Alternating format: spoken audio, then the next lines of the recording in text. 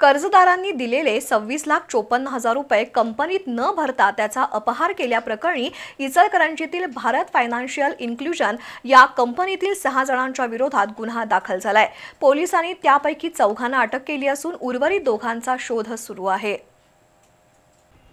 इचलकरंजीतील सांगली रस्त्यावर इंडसइंड बँक अंतर्गत Bharat financial inclusion या कंपनीची शाखा आहे। या कंपनीत सोहेल जमादार, सुदर्शन सुतार, ओंकार यादव, प्रणव कांबळे, व्यवस्थापक दिग्विजय कांबळे, क्रेडिट मॅनेजर अक्षय देवकुळे हे नोकरीला आहेत।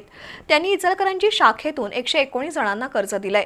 या कर्जदारांनी 1 जानेवारी 2023 ते 8 एप्रिल 2025 या कालावधीत कर्जाचे हप्ते भरले, पण 26,54,000 रुपये कर्जदारांच्या खात्यात जमा न करता या 6 कर्मचाऱ्यांनी अपहार केल्याचं कंपनीच्या लेखा परीक्षणात स्पष्ट झालंय।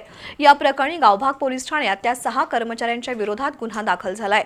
त्यापैकी 4 जणांना पोलिसांनी अटक केली असून प्रणव कांबळे आणि अक्षय देवकुळे अजून सापडलेले नाहीत, तर व्यवस्थापक दिग्विजय कांबळे याच्यावर जयसिंगपूर पोलीस ठाण्यातही गुन्हा दाखल आहे।